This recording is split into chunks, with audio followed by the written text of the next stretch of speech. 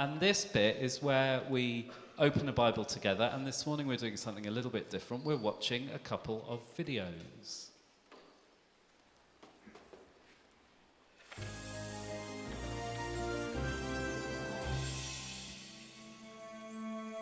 My friend, today you have much oil to sell.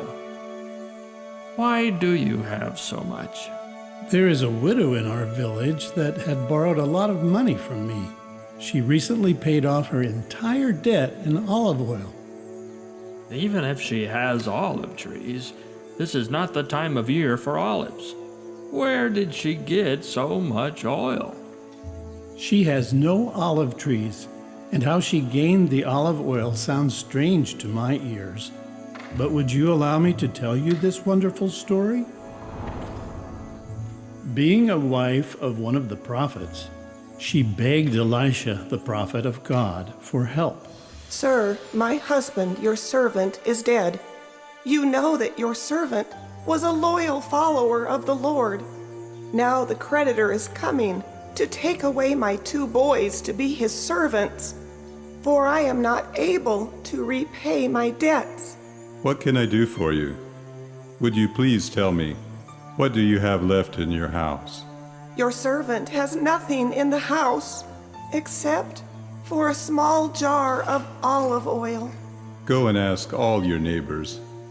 For all of their empty containers, get as many as you can, and then go into the house and close the door behind you. You and your sons pour the olive oil into all the containers. Set aside each one when you have filled it. So she left Elisha, and she closed the door behind her and her sons. As they were bringing the containers to her, she was pouring the olive oil.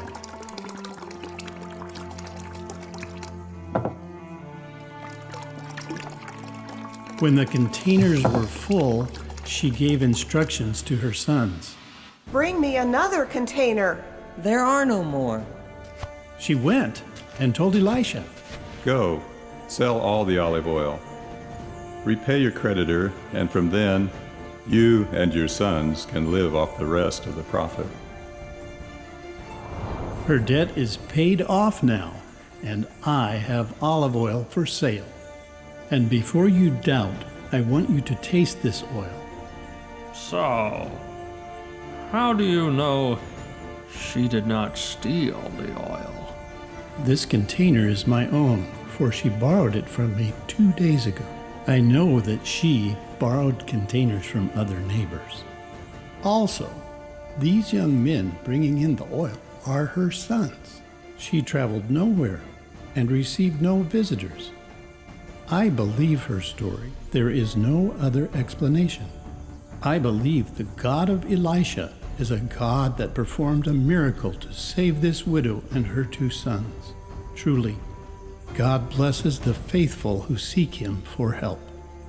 Please, take me to this widow, and then to Elisha. I want to know more about a God who cares for widows and children.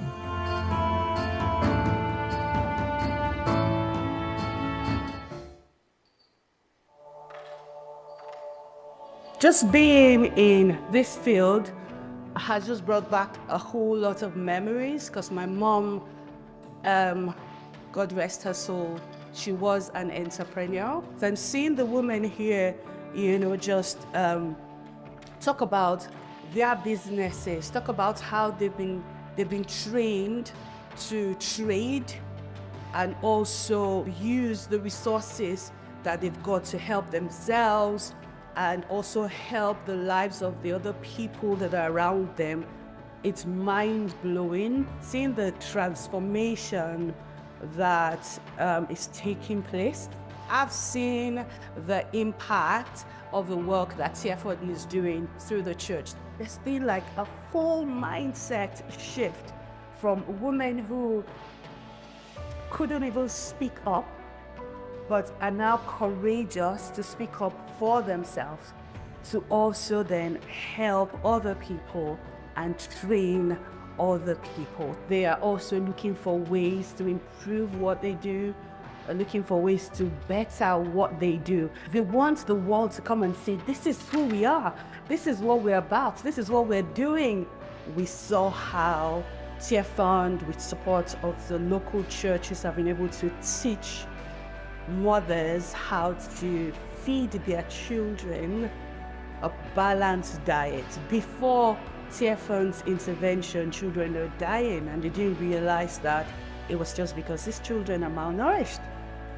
God's hand is not too short.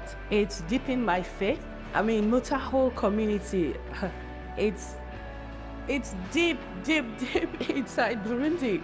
And they are so thankful to God.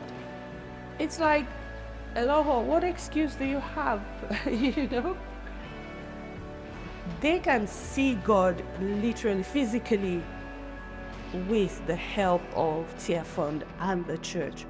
But God saw the people here and like, I want to send my love, my care, my compassion to them. So it's deepening my faith. It's strengthening my faith to trust God more, to love Him more, and to just be grateful for the gift of life. Some people may wonder, some churches may even ask organizations, what difference does this all make? Eloho, Burundi is far away, you know. God's hand can reach every single place. You just need to be a part of God's plan and purpose for the work that is being done in places like Burundi. You know, the need here is greatest, and every tiny thing you do makes such a huge difference. Morning, folks. If you don't know me, I'm Jessica Tennant. I'm one of the occasional preachers here. And today, we're looking at All Saints. I know it's All Souls Day, but we're looking at saints. Now, you may wonder quite what saints has to do with a lady with a jar of olive oil. You will find out later.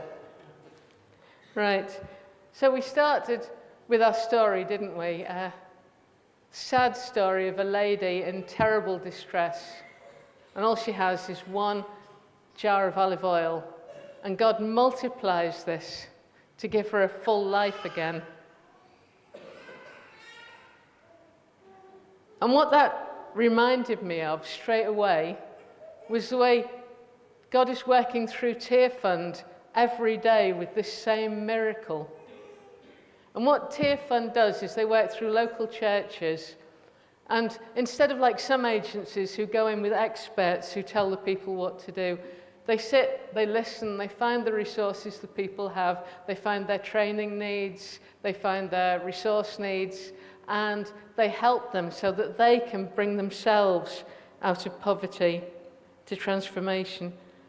And the work they do is amazingly fruitful. They've just done a big study on their work. And they found that, so we're the people, we invest, we put the money in here in England, in Britain, and Tear Fund use it. For every £1 we spend, it unlocks £7 of community resources. Most of the communities do better because of this, and every £1 we spend creates £154 of help for the communities using what we give plus their resources. So that's amazing. And of course we know right through the Bible that the story is of people who bring small things to God and are given great abundance. So we know about the urns of water that Jesus turned into the best wine. We know about the 5 loaves and 2 fishes that Jesus turned into a feast for thousands. But we know also that he doesn't just work in stuff, he works in people. So we see Simon, the rough fisherman, being turned into Peter, the leader of the church. Or we see Levi, the despised tax collector, being turned into Matthew the apostle. Or we see Saul, the persecutor, being turned into Paul, the evangelist. And throughout history, we see things right the way through to Jessica, the school failure, becoming Dr. Tennant, who has helped hundreds of families over a career, not with my resources, but with God's resources. And the thing is that the root of all of this, God's abundance, is about his love. So his love for a poor widow who was going to be destitute and losing her children. His love for the women of Burundi that everyone else has forgotten. Jesus' love for a host who was about to be horribly humiliated in front of his village. Jesus' love for people who'd walked miles to see him and now were really hungry. Jesus' love for every human being, that he can take what they have and multiply it so that they can share his love with the world. And so I said we get on to saints. And some definitions of saints do say they're super holy people who've done great things for God. But that's not what the New Testament said. As Mark said, the New Testament says we're all saints. And so what is a saint? A saint is us offering what we have, the little things we have, the jars of water, the 5 loaves and 2 fishes, to be transformed into something great for him. And we are the saints because we understand God's love, and using the resources that God's given us, we can share God's love in a suffering world in the power of the Holy Spirit. So, the challenge for each one of us is to look at what we have today that we can bring to God. What are our jars of water that can be transformed to wine?